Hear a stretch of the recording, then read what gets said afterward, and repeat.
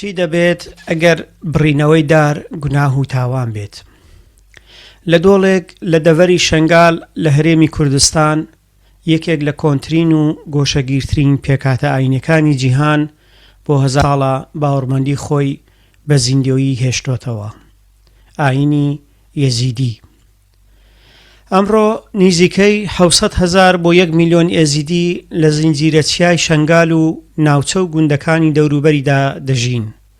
ژمارەیەکی بەرچاویش چەند سەدەیە لە ئەرمەنیا، جۆرجیا و لە وڵاتانی یەکێتی سۆڤێتی پێشوودا جێگیر بوون.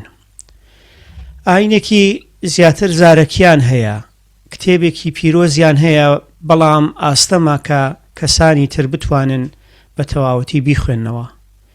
بەپێی جێرانەوەی خۆیان و بە درێژایی مێژووی تۆمارکراو لە 73 جێنۆساید ڕزگاریان بووە. پێدەچێت کە ئێزدانی ئاوێتەیەک بێت لە ئاینی زەردەشتی، ئاینی کۆنی مزۆپۆتامیا، سۆفیگەری ئیسلامی و گەردوونناسی کوردی پێش ئیسلام. یاخود فریشتە تاووس بوونەوەرێکی ئیلاهیە کە ئامادە نەبوو کڕنۆش بەرێت بۆ ئادەم و لە بڕی ئەوەی نەفرت بکرێت بێتاوان دەرچوو.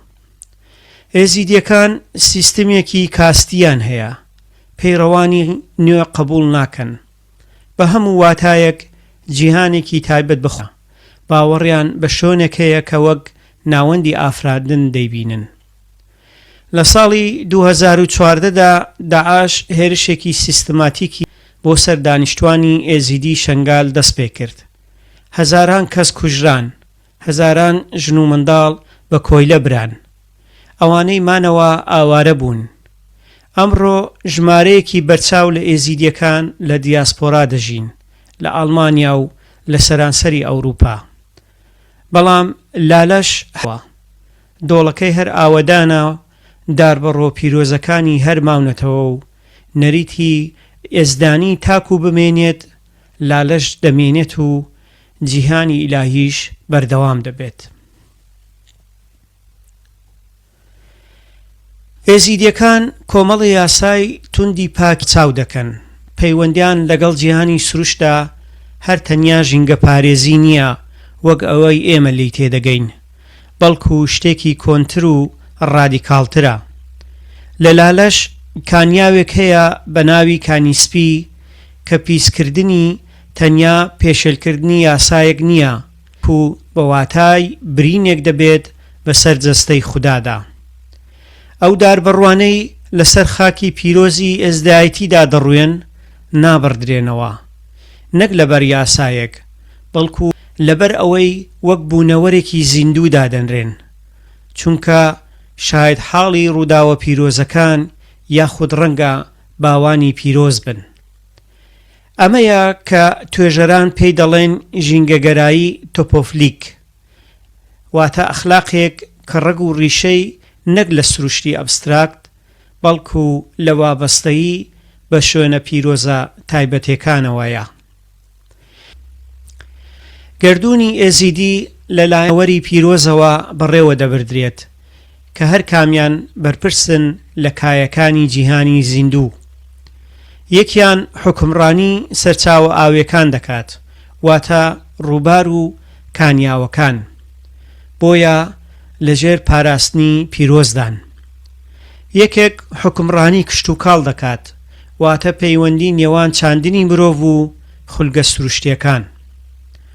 ئەوەی تریان حکمڕانی خودی نەزمی گەردوونی دەکات، واتە پاراستنی هاوسەنگی ئەکۆلۆژی لە وزە و لە وەرزەکانیدا. ئەمە لاهوتێکی دابەشکراوی سروشتە، هیچ توخمێک بەبێ دەرەنجامە گردوونیەکانی ناتوانرێت بەکار بهێنرێت. هەر کردەوەیکی تێکدانی ژینگە بە واتای قوربانیەکی ئیلاهیە. بەڵام ئێمە هێشتا قورسترین پرسیارمان نەکردووە، بەڕوو پیرۆزە و بڕینەوەی گوناه بێت، ئەی ڕووداوەکەی ساڵی 2014 تەنیا جێنۆساید بوو یاخود شتێکی تەواو جیاواز؟ یاساکانی ئێزدایەتی واتە سرودەکانی قەول کە سەدان یاسای سەبارەت بە پاقژی و پاک و خاوەگرتووە زۆر جار وەک پاراستنی سنوورە کۆمەڵایەتەکان دانراون، بەڵام لێکۆڵینەوەکەی ئێمە شتێکی دیکەی ئاشکرا کرد. قەولەکان وەک کۆدی ئاینی پاراستنی ژینگە کار دەکەن.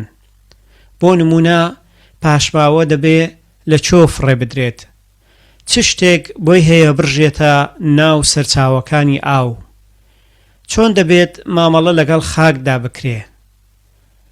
لێرەدا زەوی جەستەی، بۆیە فڕێدانی پیسی بەسەریدا بریدارکردنی جەستەی خودایە. ئەمانە مێتافۆر نین، ئەمە حکمڕانیە کە لە ڕێو ڕەسمە ئاینەکاندا بە کۆد کراون. ئەو مارە ڕەشەی ئەرگای پەرستگای لالەش هەڵکەندراوە هێمایەک بۆ خراپی نییە. مار لە ئیلاهیاتی ئێزیدیدا نوێنەرایەتی بە پیتی زەوی دەکات، هێزی نۆبوونەوەی سروشتە. ئەم وێنە یەکانگیرە دابڕانێک دروست دەکات لە نێوان گەردوونناسی ئێزیدی و ئەو نەریتانەی کە ئێزیدایەتیان بە شەیتانی کردووە. لە چوارچێوەی ئاینە ئیبراهیمەکاندا مار دوژمنی باخچەیە، کەچی لە ئاینی ئێزیدیدا مار خودی باخچەکەی. پەیامەکە ئەوەیە کە زەوی پەکی ناکەوێت بگرە زۆر پیرۆزە و پێویستە پیرۆزەکان بپارێزرێن. کردارەکانی مرۆڤ نابێت لە بەرامبەر سروشتا بێت، بەڵکو دەبێ بۆ پاراستنی هەوڵ بدات. کاتێک داعش لە ساڵی 2014دا هێرشی کردە سەر گەلی ئێزیدی، جیهان بە جێنۆسایدی ناوبرد.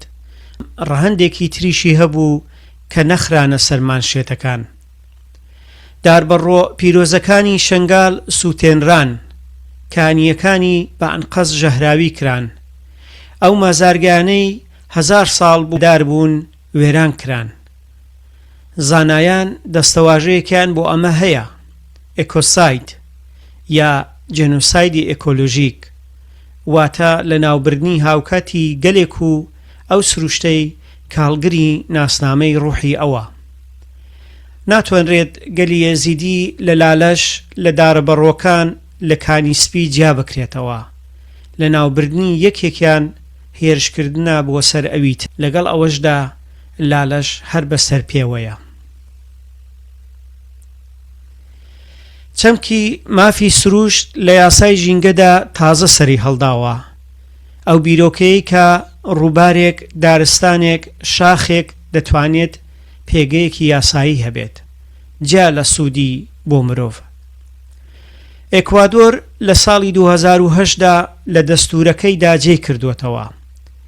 نیوزلەندا لە ساڵی 2017دا ئەم مافەی بە ڕووبارێک بەخشی، کەچی ئێزیدیەکان هەزاران ساڵ لەمەو پێش بەر لە هەر دەستورێکی هاوچەرخ ئەم پێگەیەیان جێگیر کردووە، ئەویش نەک لە ڕێگای یاساوە، بەڵکو لە ڕێگەی گەردوونناسیەوە.